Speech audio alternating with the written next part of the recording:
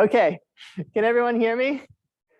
Yes, okay, well, welcome everyone. My name is Noah, and I have been a few places in the world, but I have yet to be here in Tallahassee before in my life. So I've actually been having a great time this week. Yeah. I got to give a talk at a planetarium for the first time in my life about penguins a couple days ago, and I'm going to show you a teaser of that here in a second. This morning, we went for a couple birding walks. We went down to Falk Landing, and we went to Phipps Park and walked around and saw a rare Bell's vireo and heard a northern bobwhite, which I don't hear very often up in Oregon, where I'm from. So life is good. But in the meantime, here this evening, I just want to tell you a few stories about this adventure I went on in 2015, seeing just a few birds around the world. But even before we get to that, I did give a talk for the kids of Tallahassee a couple days ago about penguins, and I just wanted to show you a little highlight from that in case you weren't there. This was a couple seasons ago in Antarctica. Those are killer whales chasing a penguin, which jumped into our zodiac.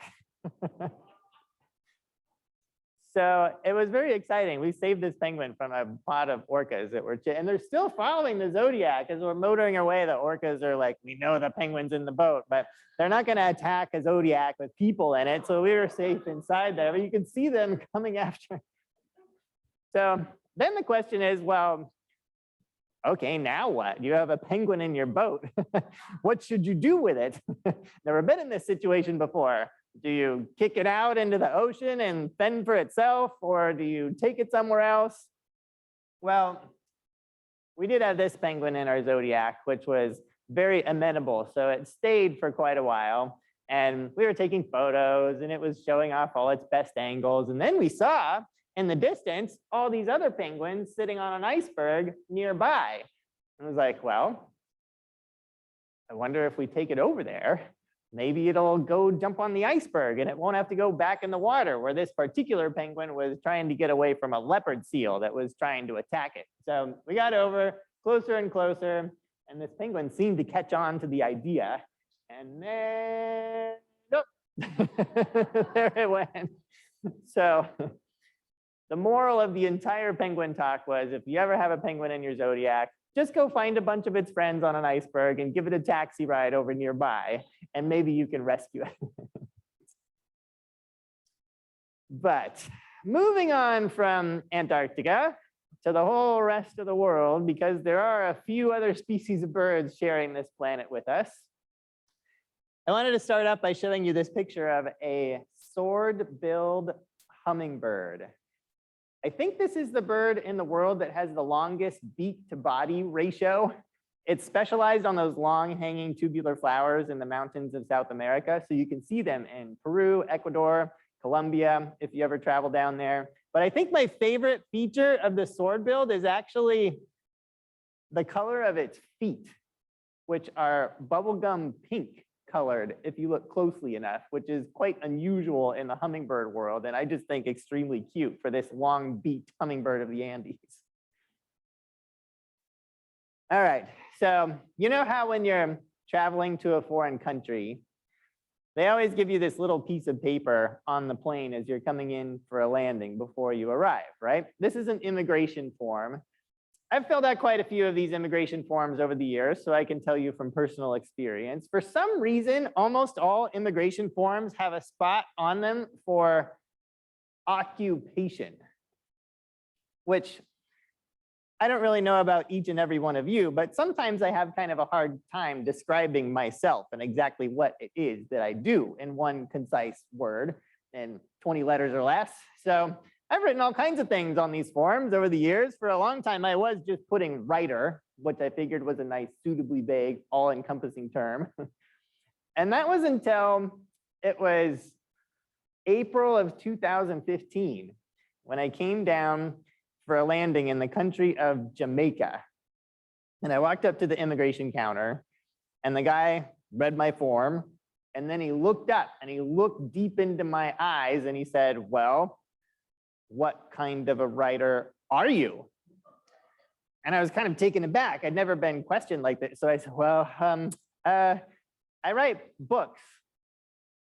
And he said, what kind of books? And I said, books about birds, and smiled. Evidently, that was kind of a suspicious answer. And he was sizing me up, this, single male, disheveled looking traveler with no luggage to speak of, coming into Jamaica, saying he writes about birds of all things. Yeah, likely story. So he started asking me all these searching questions about who I was and where I was from and what my intentions were for the country of Jamaica that afternoon. And I wanted to say, look, I am on an around the world bird watching binge, trying to become the first human in recorded history to see 5,000 species in one calendar year. I have 27 hours to see all 29 endemic species of birds on this tiny Caribbean island. My friends are waiting outside on the curb. Will you please just let me through? Which I did not say. And he did eventually let me by, but I had learned my lesson. So on every immigration form I have ever filled out since that day, I have just written Birdman, and nobody has ever said a word about it. Did anyone see this movie when it came out?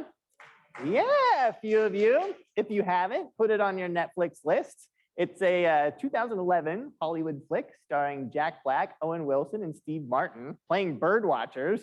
This was based on a true story of 3 birders who went around just North America, the US and Canada, during 1998 to try to outdo each other by spotting as many birds as they could in one calendar year.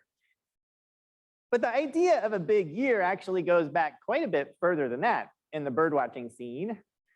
Even back to the days of Roger Tory Peterson in the 1950s, did a big road trip across the US with a British friend of his named James Fisher, which Peterson later wrote into a book called Wild America, which I would highly recommend if you've never read. But it was in that book, literally in a minor footnote in the last chapter, that Mr. Peterson wrote something like, during my travels in 1953, I observed 573 species of birds, period. And he didn't mean that like throwing a gauntlet exactly, but other birders read that footnote and kind of took it that way and thought, well, I could see more birds than that. And so the big year was born, and the stakes of this have been escalating and escalating in the years ever since. And so today, you've got guys like Olaf here, did a big year very seriously in 2013 with some special rules attached. Olaf set out and he said he had to spot every bird that year in the nude. Not the birds himself. He was very specific. He said he couldn't spot a bird and then remove his clothing. He actually had to be stark naked when he first saw the bird for it to count on his list. And by the end of that year, he had seen more than 600 species of birds, again, just in the US, which I think is incredible. He didn't get arrested 12 times over the course of this adventure, but in any case, that's kind of where we've come these days with big years, at least on a North American scale. Almost to the point of like ridiculousness, some might say.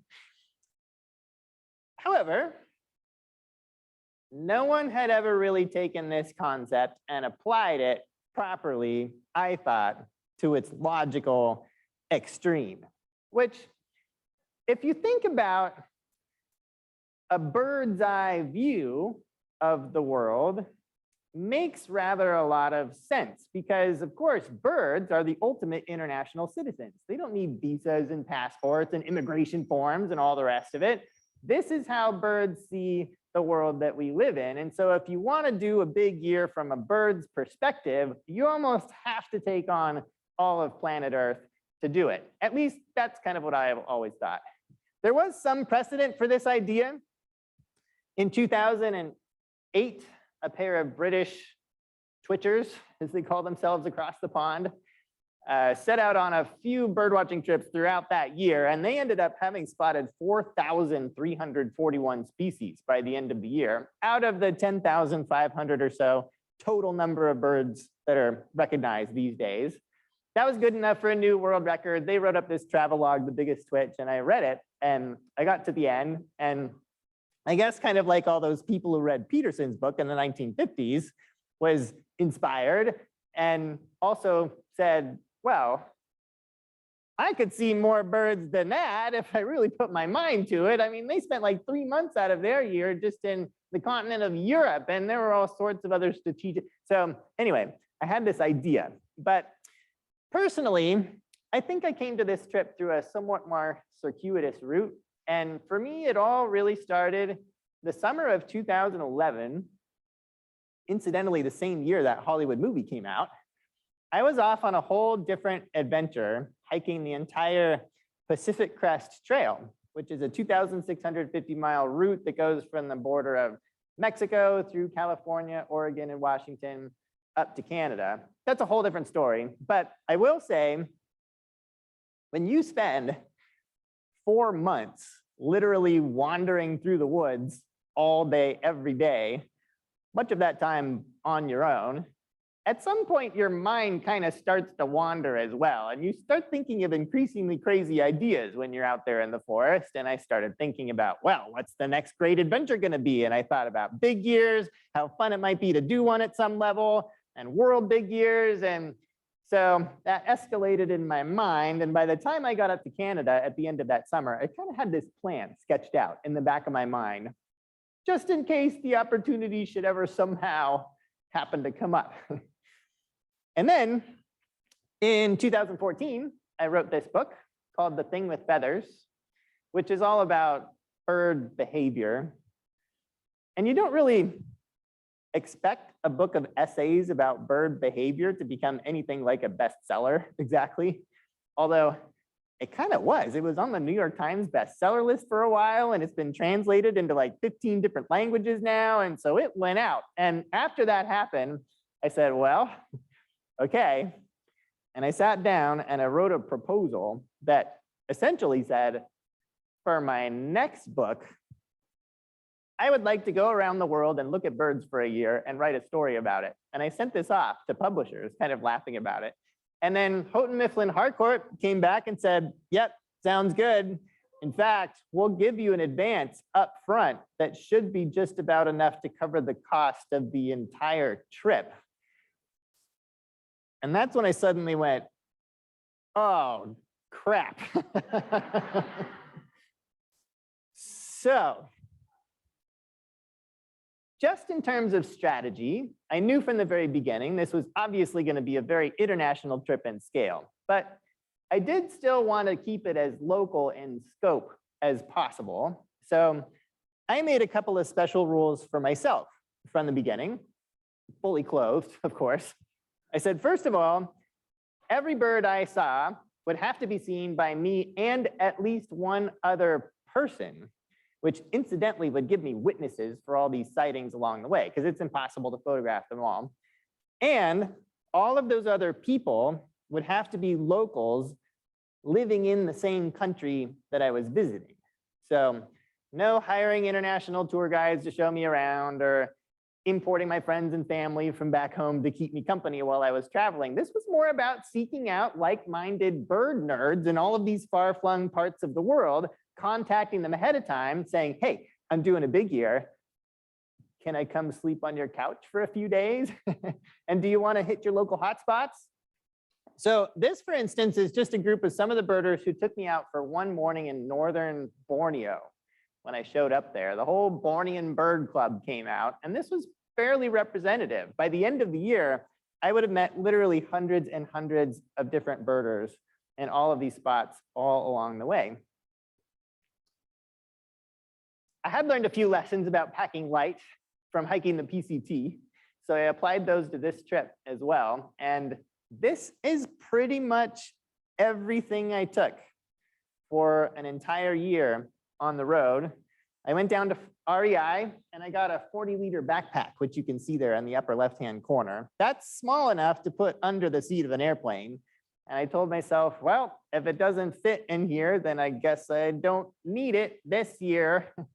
Although I definitely did need some things like my spotting scope, and there's a tripod there, my binoculars, laptop, that took up like 3/4 of my weight allowance all on its own. So that left just enough room around the edges for, an extra pair of underwear and some other odds and ends. That silk thing is a sleeping bag liner that I could wriggle up inside and sleep on people's floors when I had to. But other than that, I think it's really true for traveling and many other things in life that the farther you go, the less you end up needing to take with you along the way. Although, one thing I could not pack, unfortunately, was reference books, and this was kind of an issue. These are just the field guides covering some of the countries I planned to visit on this adventure, and obviously I could not fit them in my little backpack. So I hemmed and I hawed about what to do about this. This was in 2015, before a lot of these field guides even started coming out in app form that you could just download to your phone. So I ended up going through and painstakingly photographing every single identification plate from all of these field guides and putting them onto my phone and my laptop. So I had this whole library with me in the field, but it was quite a bit of work, as it turned out, to do all of that photography up front. And then the fun part. Okay, so you've got 365 days to track down as many birds as possible on Earth. Where do you want to go?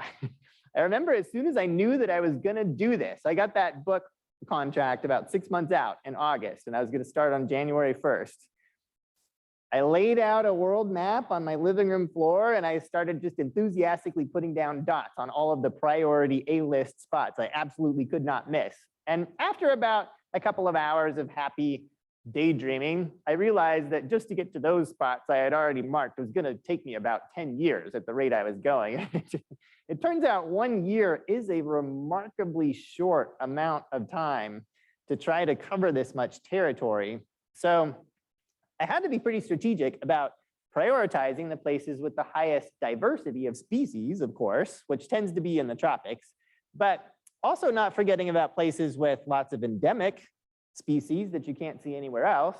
So for that reason, some of the islands, especially like Jamaica, Madagascar, became pretty important as well. I approached this as a continuous one-way trip, more or less traveling west to east. So one long series of hops from point to point, not really backtracking, and I would not be going home at all over this year, except for once when I passed through the US about halfway through. But I felt like that would keep the momentum going right up until the end and keep me from burning out, because I would have new territory to look forward to right until the very last second of the year. And so at the stroke of midnight on January 1st, 2015, I was on a ship floating off the coast of the Antarctic Peninsula, because I am inordinately fond of penguins and Antarctica in general, and I really wanted one of my first birds of the year to be some type of penguin. And as it turned out, the chin strap went down as bird number 4 on the 1st of January at about 2 o'clock in the morning, because it's light 24 hours a day in the summer down there. My first bird was a nice Southern Ocean seabird called a Cape petrel, which I figured was awesome and a great omen for things to come. And so I was off and running. But I feel like this is kind of how a lot of people see birding, and especially this type of birding, where you go out somewhere, you find an awesome bird, like a chinstrap penguin in Antarctica. And so you sneak up on it and you get as close as you can. Maybe you take a photo, maybe not necessarily required. You drink in the views, and at some point you smack a high five with your friend and you go, yes.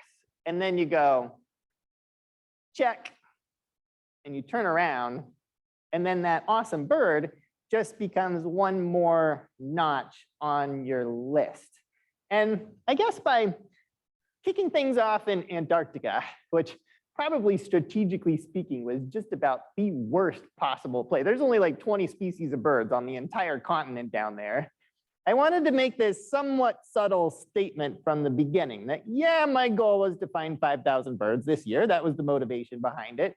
But for me, it wasn't all just about the numbers and the listing and the check marks, because I think it's super obvious if you just take one step back that it's not just about the birds, but it's also about the people that are there alongside you enjoying this awesome experience.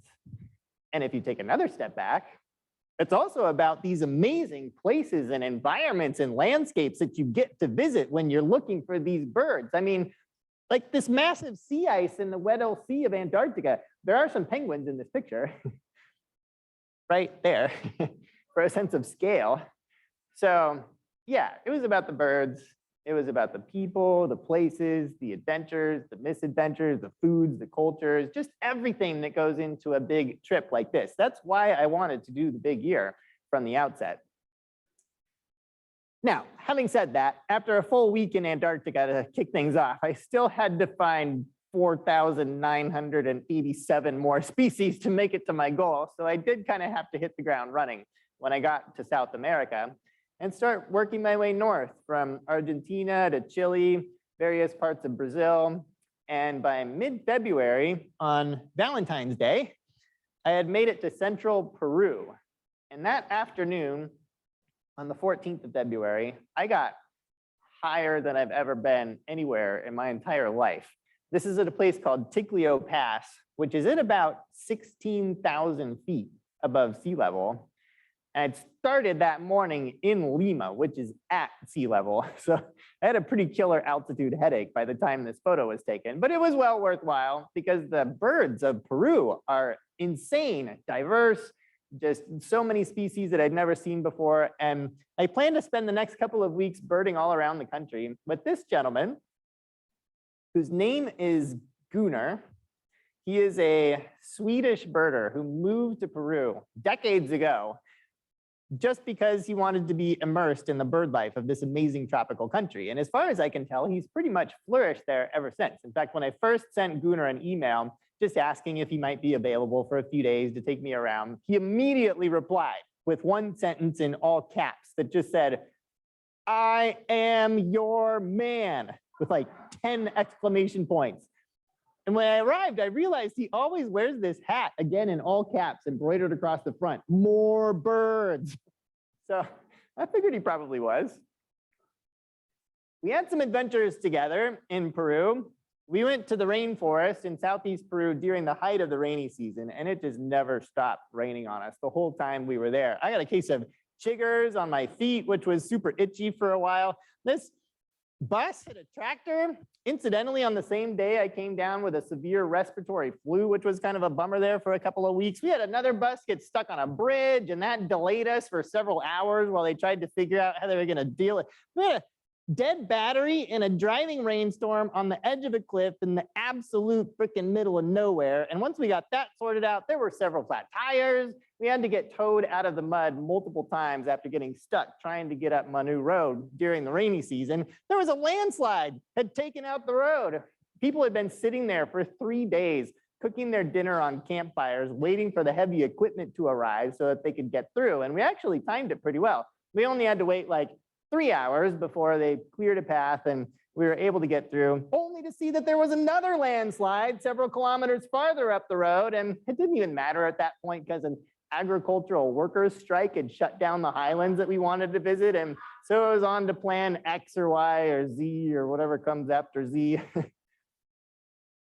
However, Gunnar and I persevered and we made it to this patch of elfin cloud forest in central Peru because there was a bird there called the golden-backed mountain tanager, which is super endemic. Basically, the only place you can find a golden-backed mountain tanager is in the forest within this photo. And even to get to this spot, Gunnar and I had to get up, leave our accommodation at about 2:00 a.m., drive up this heinous track hacked into the side of a mountain to get to the top at tree line to be in position at dawn to then walk into this cloud forest and look for this golden bird that was only first scientifically described in the 1970s and hasn't really been seen by that many people in the years since then. Well, I don't know what the big deal is. Like 30 minutes after we walked into the forest, this bird popped out of a tree, bright yellow, black wings, black tail, black head. You can even see there's a little bit of dark blue color right on top of the crown. Absolutely gorgeous, unmistakably the golden-backed mountain tanager. Kind of nice to get an easy bird for a change in central Peru. So that went down on the 17th of February as bird number 1,126. So I was off and running at this point. Eventually the tanager flitted off and Gunnar and I smacked our high fives, and in a jubilant mood, we walked back to where he had parked our van at the top of the mountain. In the half light of dawn, he had got it wedged in the ditch in a spot where once again, we were pretty irretrievably stuck in the mud. So I was in a good mood. I walked around the back of the van to get in position to push it out, as I'd become somewhat accustomed to lately with Gunnar at the wheel. And he got in the driver's seat to drive it out, and he turned the key, and then he rolled down the window and leaned his head out and said, well, I think we might have another dead battery on our hands. So I sighed and I walked up the right side of the van to just confer across the passenger seat about this new situation, and looked down and just happened to notice that not one, but both right tires were also completely flat, apparently from rock punctures on this terrible road we'd driven up in the darkness. Not only that, but the entire rear bumper assembly of the van was just gone, missing, probably ripped off by a rock on the side of that mountain. Nonetheless, still, I'm sure we never saw it again. So stuck in the mud on a remote mountain in central Peru with a dead battery and two flat tires, incidentally with a plane to catch that same afternoon. It was like, Gunnar, I don't think we're gonna drive out of here today. I think we should probably just start walking and see if we can find some help. And he said, well, yeah, you're probably right. So I was fine. I just had my little backpack. I put that on, started walking down the mountain. No idea how far we have to go before we found some help. And Gunnar, meanwhile, gets his stuff out of the back seat and starts walking behind me, dangling two full-size airport wheelie bags of luggage. And we did have to go several miles like that, as it turned out, before finally, thankfully, we came around a corner and found this group of Andean potato farmers, these teenagers who looked up with the expressions you might assume a group of Andean potato farmers would have upon seeing a couple of gringo-looking gentlemen walking down their mountain carrying airport luggage in both hands.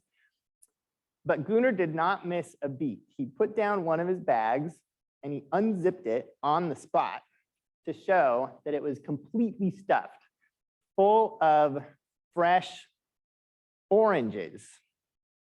And I just started laughing. I was like, Gunnar, that must weigh like 40 pounds. Were you gonna carry this bag of oranges all the way down with us? And he was like, yeah, but watch this.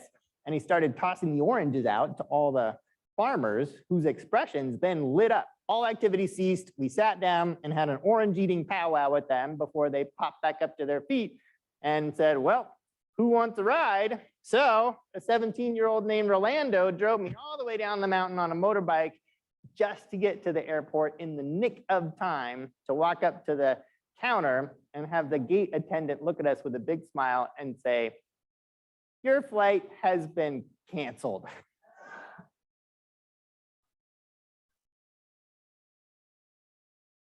I did eventually make it out of Peru with some pretty good birds to show for it. And I continued on my way all the way through Ecuador, 3 weeks in Colombia, Panama, Costa Rica, Jamaica, Guatemala, southern Mexico, northern Mexico, and then I jumped across the border into the US in late May. And I didn't really spend that much time actually here in my home country. I did spend a day and a half in southern Texas, another day and a half in southeast Arizona, one long day out of Los Angeles, including looking for owls up in the hills above the city after dark. And then I went through my home state, Oregon, for several days, right at the end of May, partly so I could do some stuff like get a haircut after 5 hard months in Latin America on my way through, and then continued on. And my last stop in the US was in the state of New York. I came down in Ithaca for a couple of days right at the beginning of June.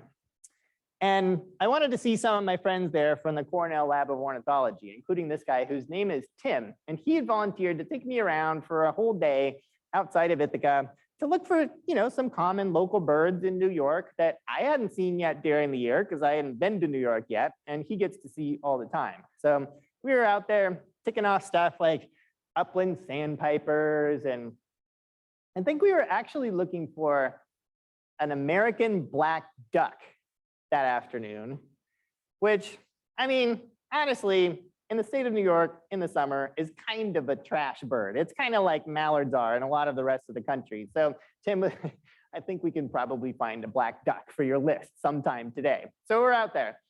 We're driving down the highway, and all of a sudden, Tim gets this WhatsApp message on his cell phone. He's driving and he just slams on the brake, and we skid off to the shoulder of the highway, and he's sitting there in his seat just looking at his screen vibrating. And I knew that expression. I was like, oh, Tim, what happened? What rare bird has just been reported on WhatsApp? And he was just like, you are not going to believe this. I said, what? And he said, a brown pelican has just been reported on Cayuga Lake. Do you realize how rare this is? This is like the first inland record of a brown pelican ever from this part of the state of New York. We've got to go find this bird right now so I can get it on my county list. I was like, okay, Tim, yeah, that's very exciting. You realize I just saw 10,000 brown pelicans last week in California, where they're supposed to be. I don't really need to see this lost one in New York. In fact, I kind of need to find an American black duck this afternoon. You could see this look of horror crossing his face. But, again, I knew the feeling, because often around home, I'm the first one out the door to try to spot rarities that get reported. So we compromised on a detour to see this pelican. And meanwhile, the reports were coming in with literally up to the second updates of speed and direction of the pelican as it was cruising up the lakeshore. So we were able to get ahead of it and position ourselves at a certain marina about 1.5 minutes before we looked off in the distance, and this speck appeared over the horizon and got closer and closer. And sure enough, this brown pelican flew right over our heads. It was amazing. And then it continued on over downtown Ithaca, where the reports kept coming in. It's over the farmer's market right now. It's over campus right now. Leave class. Look at the sky. It was all highly entertaining. And I did get to see a black duck later that day. So everybody was happy. But I guess this is a pretty good illustration of how doing a big year on a global scale totally turns over the strategy from doing it on any smaller scale. Even if you are crazy enough to take on an entire continent, kind of like those guys in that Hollywood movie did, then you're totally reliant on these lost, out of range vagrant birds that blow into your area. And when one gets reported, you've got to go chase it down right now, wherever it happens to be, before it can turn around and go back over the border or just get lost. But if you just do the whole world, you don't need to worry about vagrant birds. In fact, you are not really rewarded at all for seeing them outside of their normal range, because eventually you'll just go to the area where that bird is supposed to be in the first place. And I actually found that kind of refreshing about this trip, that it was more about seeking out the more common local birds that really do live in each place than it was about this kind of like ambulance chasing lost stragglers around that birders are often so well known for. Oh, worst airline delay of the entire year, out of all the places I traveled, was trying to leave New York City, where I was stuck for about 27 hours. And when the new itinerary came down, they had me landing in Reykjavik, Iceland, at the stroke of midnight and then taking off again shortly before 6 o'clock a.m. to continue onward over to Oslo. So I lost my whole day layover I had planned in Iceland, and with it, probably all my Arctic species for the year, because I wasn't going to reach that latitude again. So I was sitting there fuming about United/American/Delta Airlines until I finally kind of cooled off and I realized that it was June. It doesn't get dark in Iceland in the northern summer. So I had this window between midnight and 6 a.m. I called up my local contact there, this very nice birder named Jan, who I'd never met before in my life. And I explained what happened on the phone and that I was going to land at midnight. He said, don't worry about it. Don't try to take a taxi around or anything. I'll just see you there at midnight when you land, and we'll pull an all-nighter of birding together. So sure enough, I came down in Reykjavik, and within minutes, Jan and I were scoping for Manx shearwaters offshore from the Reykjavik airport. And then for the next several hours, we ran around the outskirts of the city together, picking off new birds left and right. I got my Atlantic puffin at this sea cliff at 3 o'clock in the morning. 4 o'clock a.m., there were whooper swans by the side of the road. 5 o'clock a.m., black-tailed godwit in a roadside puddle. I was really picking them off. I mean, even the common birds like gray-lag goose, Arctic tern, black-headed gull, which are dirt common in Iceland, I hadn't seen yet during the year. So I was just absorbing all these species during this layover. We ended up at this lagoon just outside what is the presidential palace of Iceland there in the background, scoping for waterfowl. And I could just imagine the leader in his palace, probably dreaming at that point of his amazing yard list of birds he's seen out his front window. But I turned around to Jan and I was like, man, this is our last stop before you drop me back at the airport. I can't thank you enough. Do you realize we have just seen 54 species of birds between midnight and 5:30 in the morning? I mean, I hope you can at least go home and get some sleep now. And he sort of smiled and he said, yeah, well, kind of. And I said, what do you mean, kind of? And he said, well, I'm not exactly from Reykjavik. I said, what do you mean? Where do you live?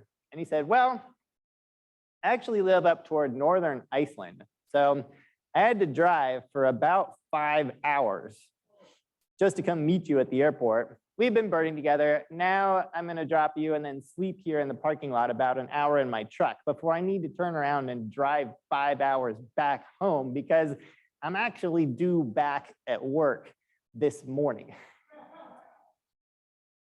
This is the kind of generosity that people come up with when you have a passionate project like this. And I just ran into it over and over and over throughout this year. And it just completely blew me away every time.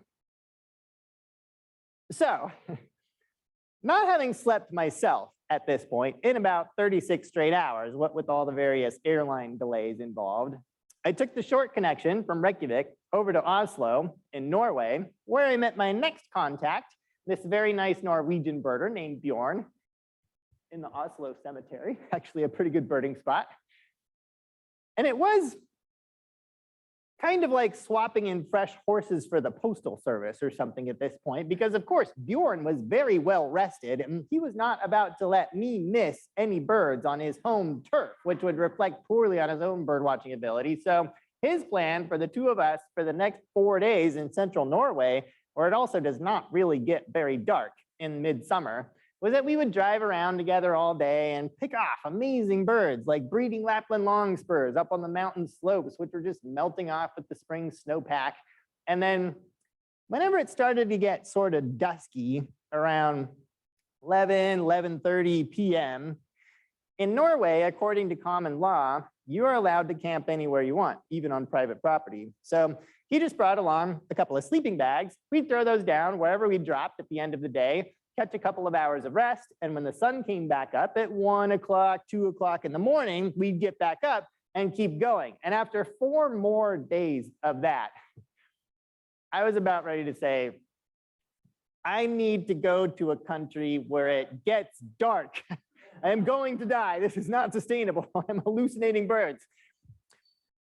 But it was admittedly kind of fun to be camping out like this in central Norway, partly because when I had kicked off this whole big year adventure, I'd agreed to write a daily blog on the National Audubon Society's website in the US. And when Audubon set up the blog, they sent a photographer to my house in Oregon to take a photo that could serve as like the illustration for the blog's home landing page. So here is the photo that that photographer came up with. I don't know if you can tell, but this photo is pretty much completely fake. Okay, so I'm sitting there in a sleeping bag reading a copy of my own book while I'm spotlighting an owl up there that's actually a plastic owl that's been nailed to the top of that tree. This was taken in broad daylight with floodlights to make it look like it was happening after dark. And so I'd been looking at this totally faked photo on my own blog's homepage every day for the whole year and kind of laughing about it until on the third evening in Norway, in this haze of sleep deprivation, Bjorn and I got to a random forest road and threw down our sleeping bags at about 11 p.m. And just before we passed out unconscious for the evening, we heard in the distance the sound of a tawny owl calling from the forest. So Bjorn pulled out his cell phone, and from it, he played a snippet of a tawny owl vocalization, which of course the owl thought was another owl. So it flew in and landed in a tree right over our heads. And from his sleeping bag, Bjorn spotlighted the owl sitting up there on a branch. So in the end, the faked blog photo actually ended up coming almost 100% true in central Norway. I didn't spend too long in Europe, kind of like the US, temperate continent, just not as many species as the tropics. So I spent 1 week between Norway, Turkey, and Spain. And then I dropped down into Africa for the next 2.5 months.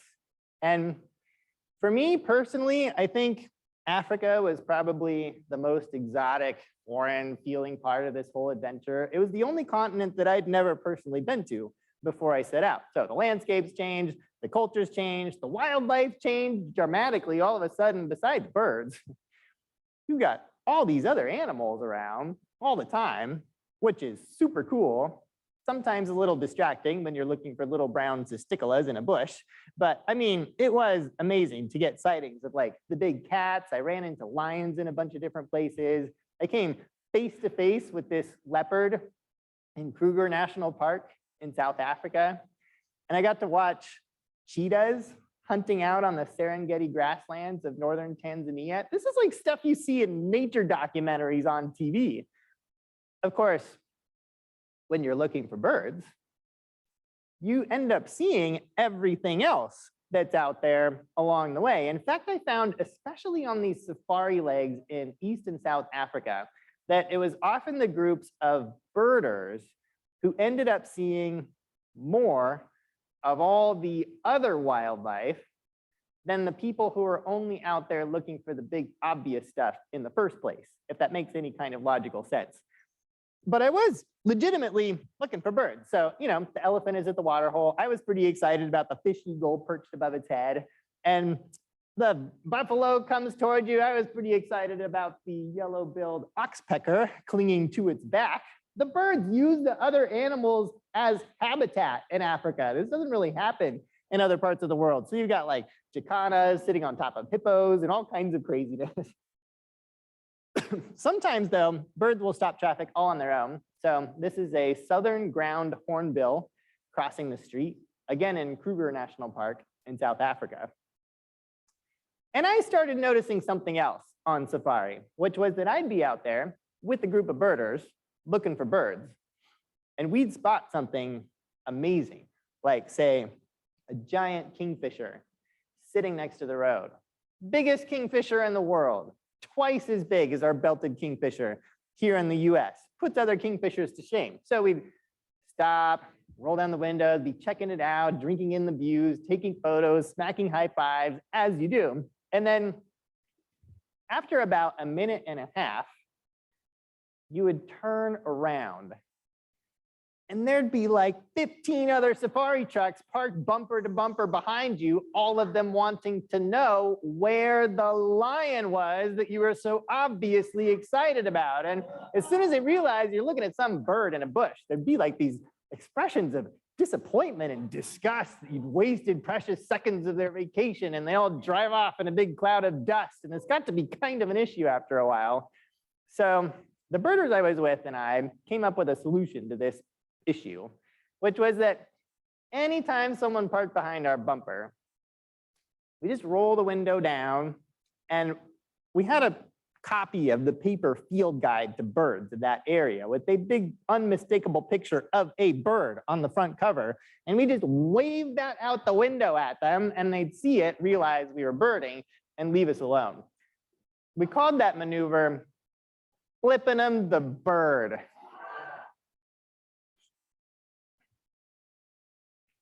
But moving onward, from Africa onward into Asia, where I again spent a couple of months. It was almost 3 solid months, mostly concentrated in Southeast Asia.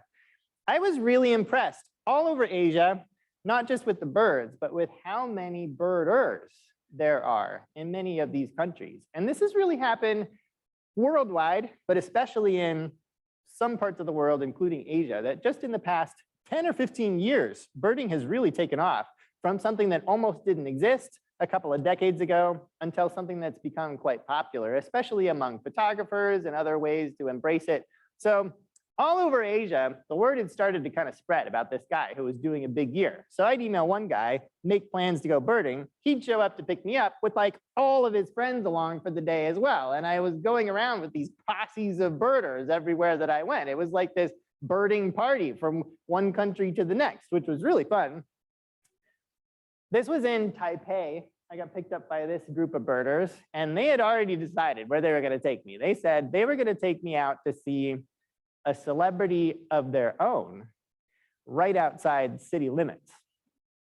So we caravanned out to see this bird.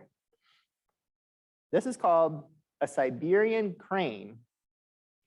At the time, it was the first individual Siberian crane that had ever been seen in Taiwan. I didn't find it. It had already been there for about 5 months before I arrived. And by then, it was a staked out, legitimate celebrity. The Taiwanese called this bird the little white crane. It lived in a flooded field next to a busy road just outside of Taipei. And they had barriers set up to keep people out of the field where the crane was just walking around doing what it did all day long. They had crane crossing signs translated into multiple languages. There were people posted there 24 hours a day during most of the week to keep a guard and a lookout over this crane. They had souvenir stands selling crane-themed knickknacks. This is like a random Tuesday afternoon after this bird had been there all day, every day for the past 5 months. There were people lining the street, angling to get views and taking photos. They estimated that by this point, approximately 60,000 people had come out to take a look at this one lost crane, which was rather lost. Siberian cranes should not be anywhere near Taiwan. They nest in Siberia. They should winter in central China. They are a critically endangered species, probably learn how to migrate from their families. So this young one had evidently strayed off course at some point and ended up in this field. So the question then was starting to become, well, what should we do with this crane? Should we leave it alone? It seems pretty happy here. Should we try to capture it and return it to its flock because it's so important to the world population? What do we do? Well, it didn't really end up mattering too much because about a month after I saw it, one day, this little white crane, all on its own, flew out of the field where it had just spent 6 months of its young life.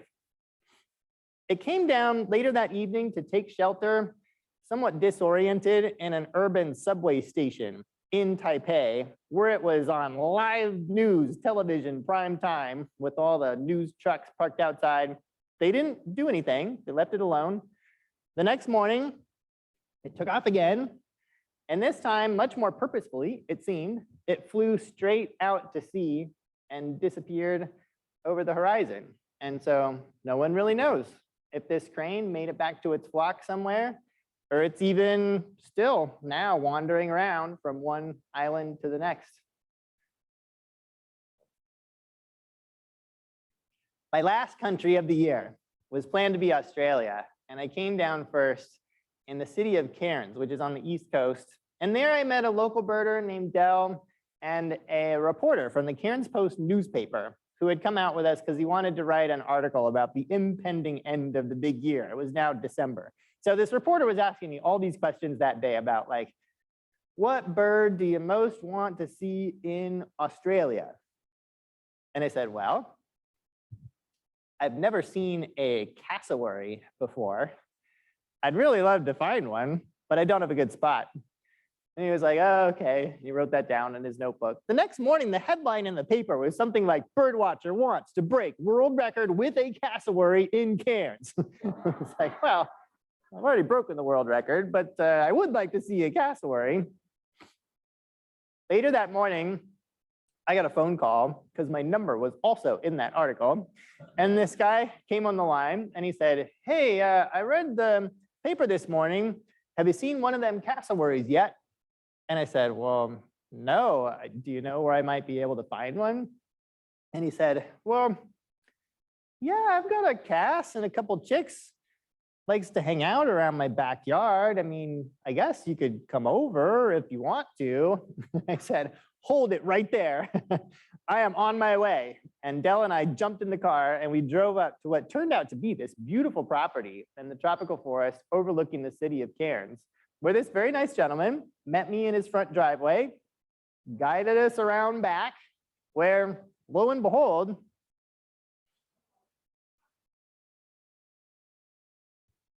there's this bird that looks like a dinosaur with that crazy helmet thing on top of its head and this skin on its neck that's bare with these pink wattles hanging down on either side. This bird is about 5.5 to 6 feet tall, somewhat dubiously reputed to be the world's most dangerous bird. I think it is the only bird that has directly disemboweled a human being because they have a specially sharpened central toenail. If they kick you hard enough in the stomach, they can just disgorge you. But that's happened only once or twice in history. And this one seems super friendly. So I didn't see a big deal with hanging out with this male, definitely the father cassowary that takes care of the 2 chicks in their kingdom. One of the most amazing bird counters I think I've ever had, thanks to this very nice gentleman who had just read about me in the newspaper locally that morning. Least Christmassy Christmas I've ever spent anywhere in my entire life. I don't know how you do it down here in Florida. It was like 95 degrees in Southwest Australia on the 25th of December. And this was the only Christmas tree I saw all day that day in a very remote spot. In fact, I didn't see another human being all day long on Christmas, except for this birder named Frank from Perth, who had volunteered to spend his whole holiday bird watching with me in the middle of nowhere, which I was very grateful for. But, you know, if you're in the right festive mood and frame of mind, then theoretically, any tree could be a Christmas tree on the 25th of December. So I was rather excited to see this one, which had a vaguely green and red bird in it to celebrate the holiday. This one is called a Monga Parrot. And on the 25th of December, this particular Monga Parrot was bird number 5,959. So I had broken the existing world record months earlier in September. I had cruised past my own goal of 5,000 species in October in the Philippines and then kept on going. So at this point, it was all rather gravy, but it would be rather criminal to come so close to 6,000 and not quite get there. So we went back to Frank's house for Christmas dinner, where he cooked up some Cornish game hens. I appreciate birds in many different ways. And I was like, Frank, look, I've got, what, just a few more days now. I've got to see 41 more species of birds. I've only got one shot at this. How are we going to do it? So we stayed up late into the night that evening, painstakingly making a list of every last bird anywhere in Australia that I had not yet found, and eventually decided that it was not possible. Maybe with a few weeks, but not with a few days, because the distances in Australia are just too big to be able to zip around like that. So then I said, well, Frank, it has been wonderful birding with you here in Southwest Australia, but where in the world could I go to get 41 more birds? I've only got one shot. And fortunately, that same year, 2015, eBird had just come out with a brand new feature called Target Species, which will filter all of the observations from any given region of the world against your own personal list and output that in descending order of abundance of encounters, all the species that you have not personally seen. So it will give you a target list for anywhere you could care to go. And I ran that for a whole bunch of different spots and eventually decided that there was one place in the far northeast corner of India, in the province of Assam. There was a cluster of bird species there that I just hadn't got from any other angle when I was in that area. So some kind of fancy footwork with getting visas and booking international plane tickets on Christmas Day for the following morning. 24 hours after spending my blistering holiday in the Australian outback, I came down in the Himalayan foothills where it was freezing cold. It was the depths of winter. It gets dark at about 3 o'clock in the afternoon there with the wacky time zones that India has. And there I met up with this gung-ho group of young Indian birders who were totally dedicated to going hard for the remaining couple of days and trying to get 41 more species. We ended up spotting this bird. Can you see the bird in this picture? There is a bird there, I swear. This is a horrendous photo of a very good bird called a yellow-rumped honey guide, which is pretty much endemic to that area in a narrow elevational range, almost always found near vertical rock faces like this that also have an active honeybee hive attached, hence the name. But when we saw this yellow-rumped honey guide, I was jumping up and down in this dusty Indian Himalayan road because on the 29th of December, this yellow-rumped honey guide was bird number 6,000. So I still had 2 more days. I wasn't going to stop there. The very last bird I saw that year was at about 11 p.m. on New Year's Eve. We spotted this nice little owl called an Oriental Bay Owl, and I snapped this photo. And Ramit, who I just showed you a photo of standing next to me, he was there, and he turned around with a big smile, and he said, "Do you realize how rare this owl is?" I said, "Well, no, I mean, I wasn't expecting to see one here." He said, "As far as I know, this photograph is the first one ever taken of an Oriental Bay Owl anywhere in the entire country of India." And I said, "Okay, then, I think the big year is officially a wrap." So by the time the dust settled, I had visited 41 countries on all 7 continents. When I strung together all these hops, I flew almost exactly 100,000 miles over the course of the year. Maybe that sounds like a lot.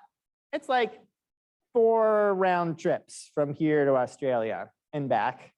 It averaged out to maybe 1 flight every 3 or 4 days. Each of those was like an hour at the most to get to the next place. I organized those after dark so I could preserve my daylight hours, and I was only using carry-on, so I was walking in and walking out of the airport. So actually, I didn't really spend hardly any of this year in and around airports, as counterintuitive as that might sound. I never had like the long haul jet lag that you typically associate with international birding because I was just making my way gradually from one place to the next to the next.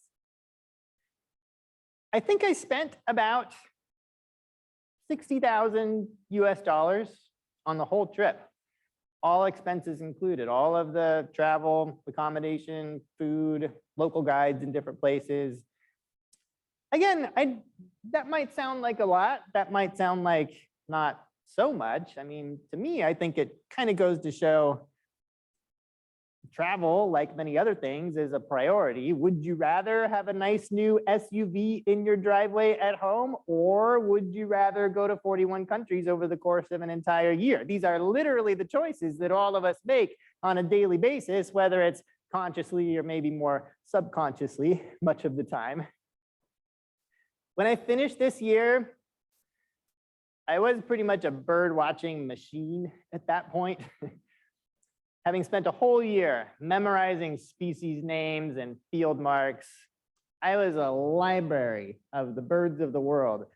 Now, to be honest, 6 years later, some of the more obscure birds that I saw their names have started to evaporate. It's kind of hard to keep your Aeromomolas and Cameropteras and Zygzesticolas and Oleaginous hemispinguses and those things straight, especially in the places I hadn't really been to before. But I do still remember pretty much every single one of the birders that I met along the way that year. And there were hundreds and hundreds of them by the end. I think these are the memories that stick with you the most when you travel on any kind of adventure, but especially when you have this intense shared interest with everyone that you're meeting along the way. It didn't matter who they were, where they were from. Some people I met spoke no English except for the bird names they had memorized out of their field guides. And yet we were able to connect on this amazing level. And I just think that is so cool, that something like birds can connect people across the world in ways that if you watch the news these days, it seems like very few other things can anymore. So I would like to harness that energy and, as much as I can, deflect it back out into the world and promote birding, because I think it is such a good in so many different ways. And for me, it has totally changed my life. So on that note, thank you all so much for coming out.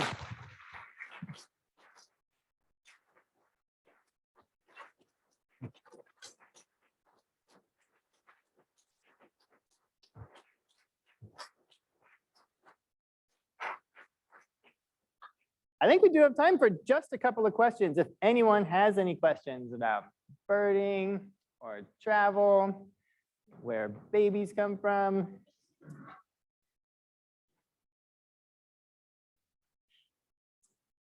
Yes, go for it. Oh, good question. Did I ever have trouble finding good food?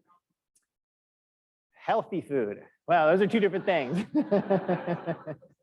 But yeah, the food, I mean, this was not a culinary big year. So for the most part, I was eating on the go. So I mean, especially in South America, the number of ham and cheese sandwiches I ate traveling from place to place was phenomenal. I didn't know there was so much ham and cheese on an entire continent, but I've consumed quite a bit of it. I did get to eat pretty well though from time to time, because I was hanging out with locals and they would take me out and treat me. And so I would say the top 3 places that were a tie for the best food of the year in my book would have had to be southern India, which incidentally was the only place I also, well, food came the other direction because of Delhi Belly, but it was well worth it because it was very tasty. Southern Turkey was amazing. You would get a table full of many little plates of many little spicy things and combine them all together. And Oaxaca, Mexico.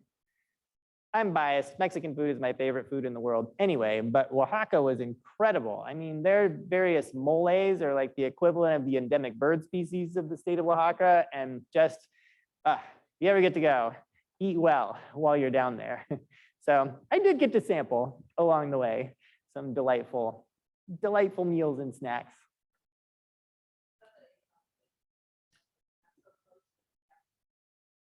Yes. How did I get so close to the cassowary in Australia?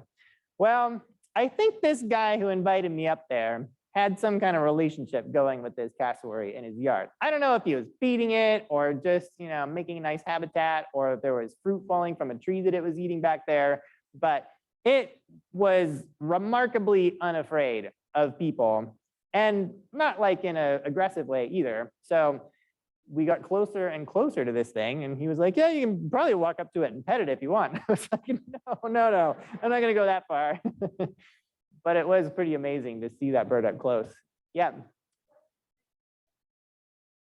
Oh yeah, what's next? How do you follow up a big year? Well, when I finished this big year, my worst fear in the beginning was that I would just get burned out and hate birding after 365 days of literally doing nothing else. But that ended up not being a worry. And in fact, it was kind of the opposite. At the end of the year, I wasn't sick of it. It was more like I didn't want to stop. And so, I ended up the year in India, and I was with those young Indian birders. So I didn't go home for a few days. In fact, January 1st, 2016, after the big year was officially over, I got up at 5:30 that morning and went birding because it was amazing and I was soaking it up. So it took me a while when I got back home to kind of step myself back down to some kind of normal reality and every day.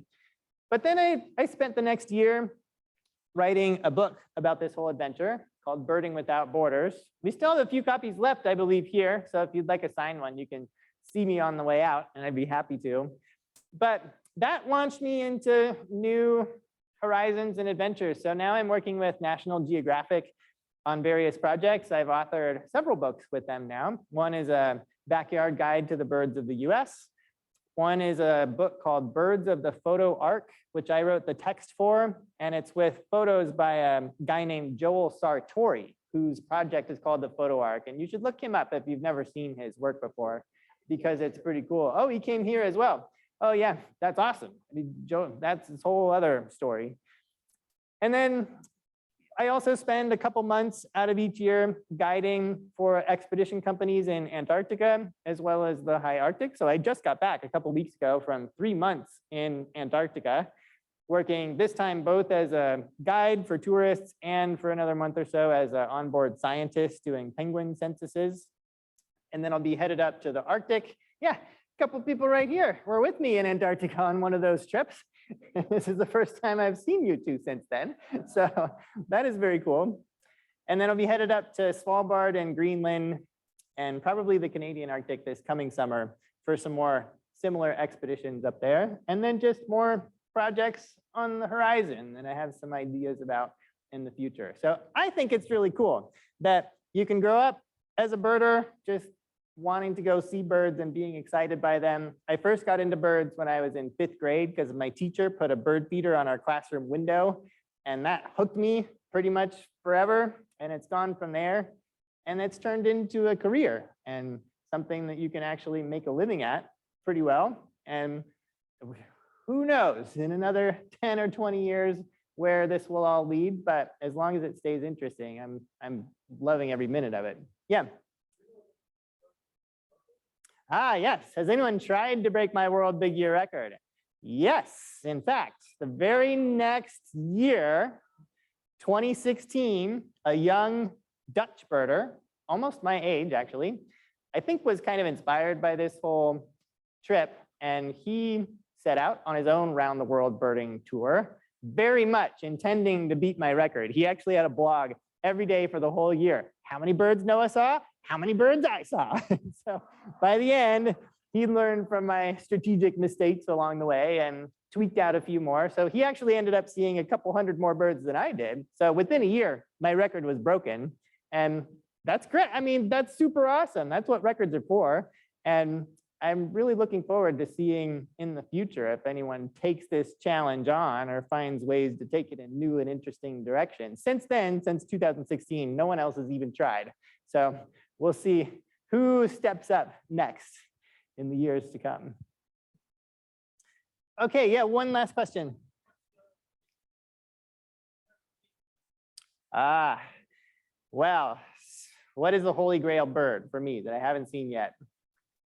somehow I managed to miss 4,000 birds on this round the world trip. So I've got a few left that I would like to see, but there is one called the Ross's gull.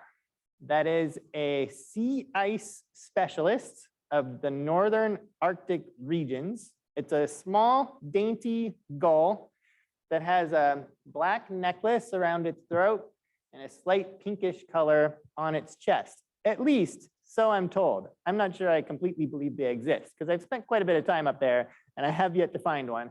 But one of these days, they are quite nomadic and they tend to just kind of roam around the Arctic pack ice regions. I can just envision how it will happen. I'll be out on deck, I'll see a speck on the horizon, it'll get closer and closer. I'll look at it in my binoculars and scream Ross's gull at the top of my lungs and see if anyone else comes running. Okay, if you have any other questions, don't hesitate to come up and chat. I think I'll probably be just outside wherever the rest of the books are if you would like to find one. But yeah, thank you so much for coming out.